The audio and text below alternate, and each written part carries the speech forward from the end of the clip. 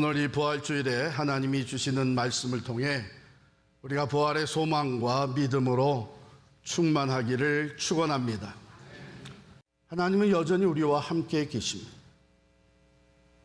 십자가에 달려 죽으신 예수 그리스도, 모든 것이 끝났다고 여겨지는 그때에 하나님은 그 예수를 다시 살리셨습니다.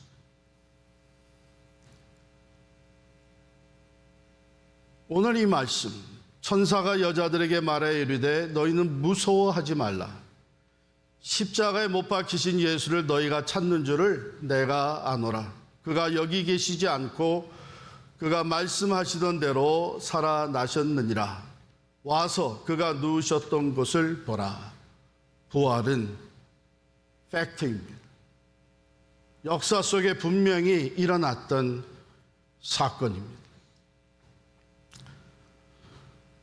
오늘 말씀의 내용, 중요한 내용은 두려워하지 말라, fear not, 이 두 단어입니다. 그런데 이 두 단어는요, 어떻게 보면 예수 그리스도께서 이 땅에 오셔서 전하셨던, 또 보여주셨던 모든 그 복음의 핵심이라고 볼 수 있습니다. 마태, 마가, 누가, 요한 4복음서가 있는데 우리가 한번 추적해서 거슬러 올라갑니다. 누가복음을 중심으로 한번 거슬러 올라가 보겠습니다. 첫 번째, 우리가 두려워하지 않을 수 있는 것은 하나님께서 우리의 기도를 들으시기 때문입니다. 누가복음 1장 11절부터 13절에 보면 사가랴라고 하는 제사장이 나오는데 순번을 따라서 사가랴가 성전에 들어가 제사장의 임무를 감당하는 그때에 갑자기 향단 오른편에 주의 천사가 나타났습니다. 근심과 두려움이 제사장 사가랴를 감싸는 순간이었습니다. 그러나 그때 천사가 말하기를 사가랴야, 무서워하지 말라. 너의 간구함이 들린지라 그랬습니다. 내 아내 엘리사벳이 내게 아들을 낳을 것이요 너는 그의 이름을 요한이라 하라. 나이가 늙을 때까지, 늙기까지 무자했던 사가랴와 엘리사벳에게 이 놀라운 소식이 그랬습니다. 뭐라고 하십니까? 너의 간구함이 들린지라. 하나님은 오늘도 우리의 기도를 들으시기 때문에 두려워하지 말라 하는 메시지입니다. 두 번째, 하나님은 오늘도 은혜를 베푸시는 자이기 때문에 두려워하지 말라고 하십니다. 누가복음 1장 28절부터 31절에 보면은 천사가 처녀 마리아에게 나타납니다.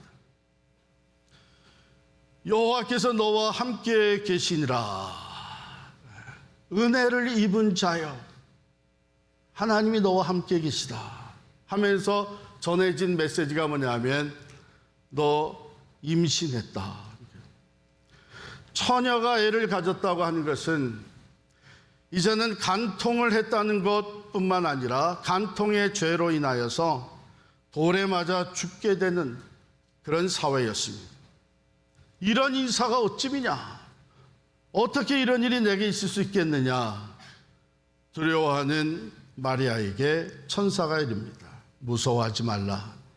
내가 하나님의 은혜를 입었느니라. 보라, 내가 잉태하여 아들을 낳을 것이요 그의 이름을 예수라 하라.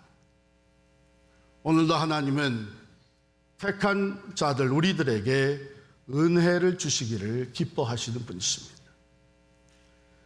세 번째로 우리가 두려워하지 말 것은 복음이 우리에게 주어졌기 때문입니다. 기쁨의 소식. 누가복음 2장 8절부터 11절에 보면 한밤중에 들에서 양을 치던 목자들이 있었습니다. 갑자기 주의 영광이 그 주위를 밝게 비칠 때에 목자들은 두려워할 수밖에 없었습니다. 그때 천사가 그들에게 말하기를 무서워하지 말라. 보라, 내가 모든 백성에게 미칠 큰 기쁨의 좋은 소식을 전하노라.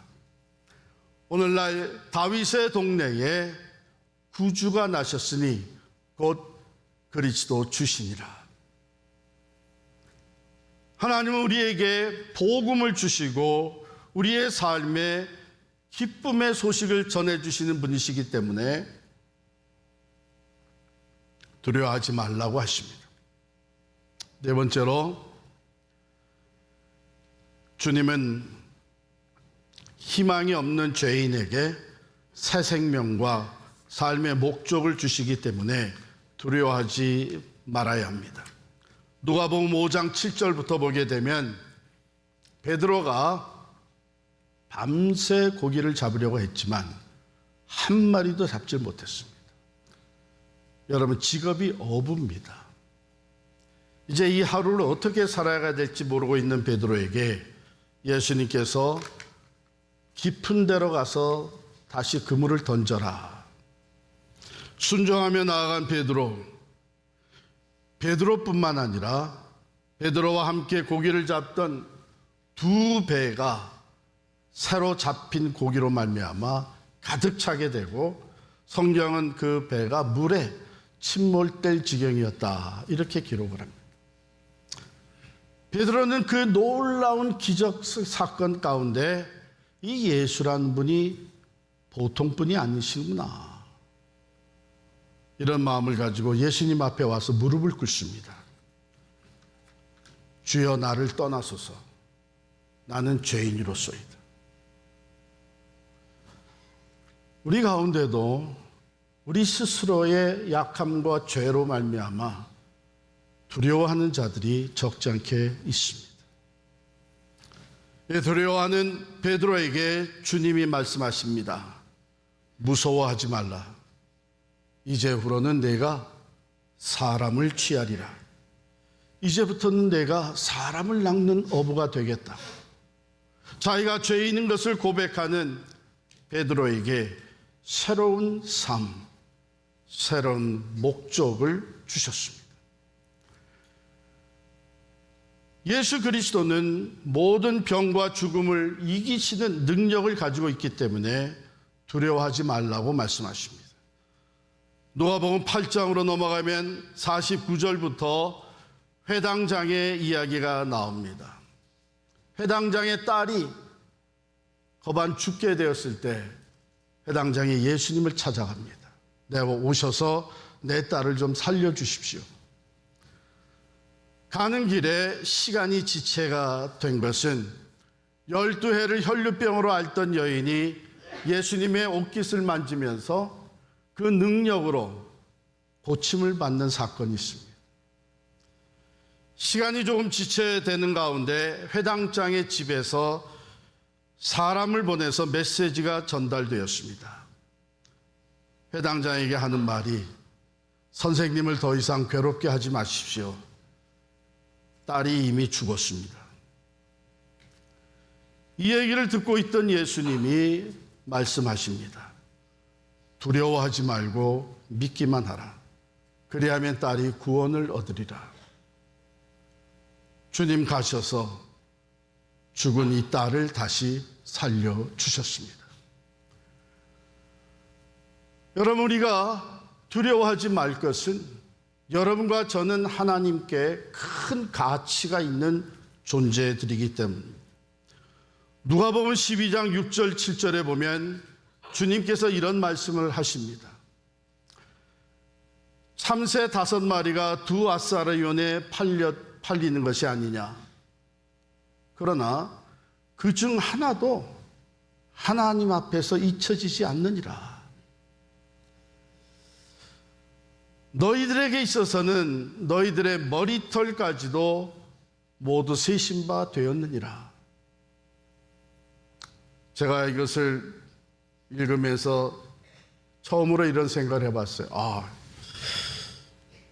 많이 빠졌지만 아직도 여전히 많은데, 이 머리털 하나하나에 번호가 붙어 있다는 거예요. 왜? 하나님이 세신 바 됐으니까. 그만큼 우리를 존귀한 존재로 여기십니다. 실제로 주님 하나님의 말씀은 우리 한 사람 한 사람이 온 천하보다도 더 귀하다고 말씀을 하십니다. 하나님이 이렇게 존귀한 존재로 여기시기 때문에 우린 두려워할 필요가 없는 것입니다. 또한 누가복음 12장 29절부터 보게 되면 하나님께서 공급해 주실 것이니까 두려워하지 말라고 합니다. 너희가 무엇을 먹을까 무엇을 마실까 구하지 말며 의심하지 말아라. 그건 다 세상 사람들이 이방인들이 하는 것인데 너희에게는 하늘 아버지가 있지 않느냐. 천부께서 너희의 모든 필요한 것을 다 아시느니라. 그러니 너희로서는 먼저 하나님의 나라와 그 의를 구하라. 그리하면 이 모든 것을 너에게 다 더하시리라. 그러면서 이어서 하신 말씀이 누가복음 12장 32절의 말씀입니다. 적은 무리여 무서워 말라. 너희 아버지께서 그 나라를 너희에게 주시기를 기뻐하시느니라. 할렐루야. 오늘 우리가 읽은 본문 다시 한번 읽습니다. 누가복음 28장 5절에 천사가 여자들에게 말하여 이르되 너희는 무서워하지 말라. 무서워하지 말라. 십자가에 못 박히신 예수를 너희가 찾는 줄을 내가 아노라. 그가 여기 계시지 않고 말씀하시던 대로 살아나셨느니라. 와서 그가 누우셨던 것을 보라. 예수님 다시 살아나셨습니다. 말씀하셨던 대로 다시 살아나셨습니다. 여러분, 이 부활이 있기 때문에 예수를 따르던 제자들은 그때야 비로소 예수님이 과연 말씀하시던 대로 살아계신 하나님의 아들이고 온 인류의 구주가 된다는 것을 확실히 믿게 되었습니다. 말씀하시던 대로 살아나셨느니라. 지금 우리가 두려워하지 말라고 하신 그 말씀을 누가복음 앞에서부터 쭉 우리가 읽어왔습니다. 말씀하신 것 중에 하나가 또 뭐냐 하면 내가 예루살렘에 올라가서 고난과 죽음을 당한 후에 3일 만에 다시 살아나리라고 말씀하셨습니다. 그런데 십자가에서 돌아가시고 죽음을 당하시고 다시 살지 못하셨다면, 다시 살아나지 않으셨다면, 부활이 없다면 그 앞에 말씀하신 걸 다 믿을 수 있겠습니까? 믿기가 어렵겠죠. 그런데 말씀하셨던 대로 다시 살아나셨습니다. 즉 예수 그리스도께서 이 땅에서 우리에게 말씀하시고 보여주신 그 모든 것은 우리가 확실히 믿을 수 있도록 마지막까지 그 말씀대로 성취하셨습니다. 그러므로 우리는 말씀하신 대로 다시 살아나신 부활하신 주님으로 말미암아 그의 말씀을 우리가 믿게 되고 그의 복음이 진리인 것을 받아들이게 되고 그의 능력이 오늘도 살아있음을 확신하게 되고 그의 생명이 오늘도 살아 역사하시는 것을 우리는 믿게 되는 것입니다.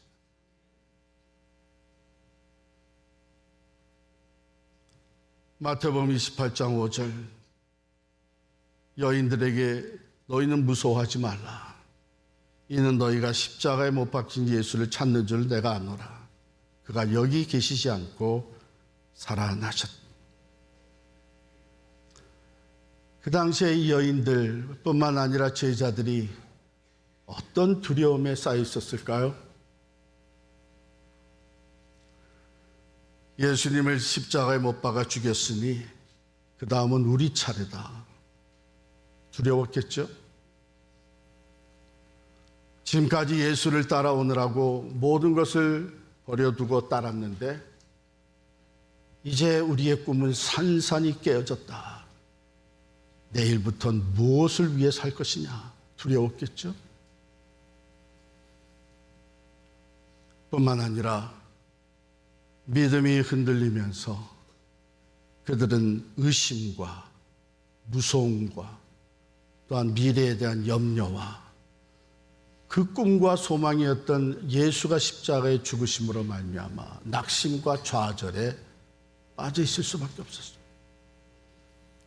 그런데 선포되어진 말씀입니다. 그가 여기 계시지 않고 말씀하시던 대로 살아나셨다. 이 얘기는 무슨 얘기예요? 이야기는 끝나지 않았던 얘기예요. 이 여인들은 마지막 예를 표하려고 그날 아침에 무덤을 찾아갔던 여인들입니다. 마지막 예를 표한다는 게 무슨 말이에요? 미처 사랑하던 그 선생님, 그 주님을 장사 지내는 일에 마지막 향유를 부어드리고 그러기 위해서 찾아간 거예요. 다른 말로 바꾸면 예수와의 이야기에 종지부를 찍는 것이죠. 마지막 예를 갖추는 겁니다. 그런데 부활은 우리들에게 말합니다. 이야기는 끝나지 않아. 이야기는 지속되는. 예수의 말씀은 지속적으로 성취되는. 예수의 사랑은 여전히 변함없이 우리와 함께하죠. 예수의 능력은 사망 권세까지 이기신 그 능력은 계속해서 우리 가운데 살아 역사하죠. 우리의 소망은 여전히 살아있다는 겁니다. 매일 저녁 어둠이 깃들 때에 집으로 돌아가는 한 어린 아이가 있었습니다. 그런데 집으로 가는 길에는 참 으시시한, 다 망가져가는, 마치 귀신이 나올 것 같은 한 집을 지나가야만 했습니다. 이 아이는 그 길을 걸어가는 게 너무 무서웠어요.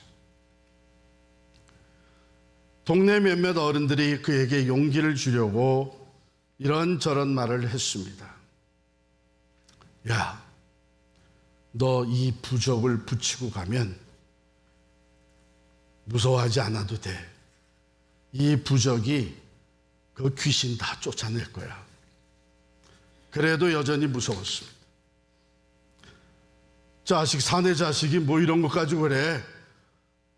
너 교회 다니지? 두려워하는 것은 죄악이야. 그러니 믿음으로 하나님을 신뢰해. 그렇게도 얘기해 줬습니다.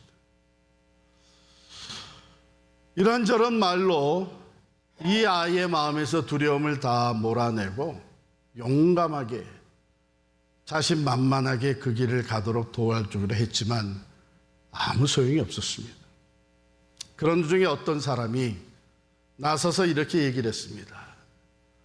얘야, 여러분, 나도 어렸을 때 이곳 지날 때 엄청나게 무서웠습니다. 그럴 때 나는 얘가 이렇게 무섭고 두려워하는 것을 잘 이해합니다. 이 아이를 부르면서 손을 더 잡았습니다. 나랑 함께 가자. 나랑 같이 가자. 다른 사람들은 말만 할 수 있었지 그 두려움을 없애기 위해 아무것도 해주지 못했습니다. 그러나 이 사람은 이 아이의 마음과 어깨에서 두려움을 몰아내기 위해 이 아이의 손을 잡고 이 아이를 들어 올려서 자기 어깨에 태웠습니다. 그리고 그 길을 걸어갔습니다. 부활의 이야기는 단지 좋은 소식만이 아닙니다. 역사에서 일어났던 예수 부활은 단지 사건으로 끝난 것이 아닙니다. 우리 주님 말씀하셨습니다. 무릇 살아서 나를 믿는 자는 영원히 죽지 아니하리라. 왜요? 부활하신 주님, 그는 부활과 생명이 되시기 때문입니다. 죽음이, 고난이, 역경과 핍박이 우리를 빼앗아 가려고 하지만 예수 그리스도 안에서 하나님과 연결된 이 사랑의 줄은 어떤 피조물도 그것을 끊을 수가 없습니다. 사랑하는 성도 여러분, 이제 나이가 들어 허약해지고 힘을 다 잃어가면서 조만간 찾아올 죽음의 두려움이 엄습해 옵니까? 부활하신 주님이 함께 계십니다. 사랑하는 사람을 잃어버리고 또는 사랑하는 사람에게 배신을 당하면서 슬픔과 고통과 외로움에 패배자처럼 살아가고 계십니까? 모두가 나를 떠나도 부활하신 주님은 나와 함께 계시는 것을 믿으시기를 바랍니다. 아이의 문제 때문에 정신적으로, 육체적으로, 지적으로 이 아이가 너무 무거운 짐이 되고 이 아이의 미래가 너무나 걱정이 되고 두렵습니까? 여기저기서 비난하는 소리가 더 고통을 더해주고 있습니까? 부활하신 주님이 여러분과 함께 하십니다. 경제적인 변화와 어려움 가운데 직장을 잃고 불안해질 뿐만 아니라 내가 너무나도 무능력하게 여겨지고 가정을 책임지는 것이 버거워서 절망이 찾아오고 있습니까? 부활하신 주님이 함께 계십니다. 중독에 빠져서 도무지 내 힘으로는 원하지만 이 어딕션에서 헤어나질 못해 죽고 싶습니까? 사망 권세를 이기신 주님이, 부활하신 주님이 함께하고 계십니다. 여전히 젊은데 일자리도 없고 신분 문제도 불안하고 도움을 줄 사람이 없어서 낙심되고 절망이 됩니까? 부활하신 주님이 여러분과 함께 계십니다. 믿음으로 발걸음을 내디딜 때에 우리는 살아계신 예수님, 부활의 주님이 나와 함께 하시는 것을 경험하게 될 것입니다. 오늘 부활절 새벽 예배는 이웃에 있는 우리 교회들 연합해서 드렸습니다. 설교 말씀을 들으면서 그 설교 말씀의 주제는 부활의 능력은 매일의 삶에 살아 역사하는 능력입니다. 그런 메시지였어요. 생각났던 주일학교에서 있었던 얘기가 떠올랐습니다. 주일학교 선생님이 아이들에게 질문을 했어요. 여러분, 우리가 죄의 용서를 받으려면 어떻게 해야 됩니까? 아이들이 회개해야 됩니다. 진심으로 잘못했다고 빌어야 됩니다. 뭐 이런 대답들이 나오는데 한 아이가 손을 번쩍 들었습니다. 그래, 너 대답해봐. 이 아이가 대답하기를 죄 용서를 받으려면 죄를 져야 합니다. 그랬어요. 얼마나 일리가 있는 말이에요. 근데 사실 우리는 이미 다 죄인이 되어 있죠. 부활을 이렇게 생각하는 사람들이 적지 않게 많습니다. 부활은 죽음에서 다시 사는 것입니다. 그렇다면 부활의 능력을 경험하려면 어떻게 해야 됩니까? 죽어야 됩니다. 죽지 않고는 다시 살리는 능력을 경험할 수가 없습니다.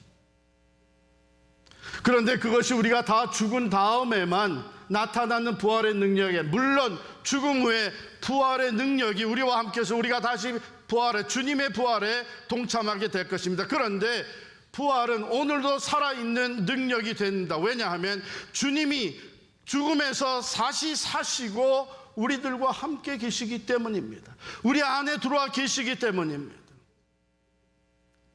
그렇다면 우리는 오늘 삶의 현장에서 부활의 능력을, 다시 살리시는 부활의 능력을 경험하려면 내가 죽어야 합니다. 여전히 내 지혜, 내 능력, 내 경험, 내 논리, 내 의지를 앞세우고 나갈 때는 부활의 능력을 경험하지 못합니다. 그러나 나는 아무것도 할 수 없습니다. 나는 주의 도움이 필요합니다. 나는 실패자입니다. 나는 죄인입니다. 나는 고독합니다. 내가 죽고 주님을 바라볼 때에 다시 살리시는 부활의 능력이 우리 삶에 나타나게 될 줄을 믿습니다. 어쩌면 그래서 사도 바울은 나는 날마다 죽노라.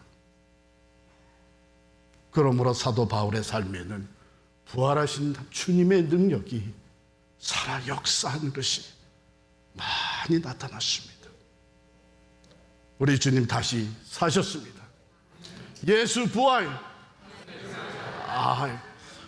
은혜가 충만해서 다 잊어버렸어요. 예수 부활. 할렐루야. 살아 역사하시는 주님 약속하셨습니다.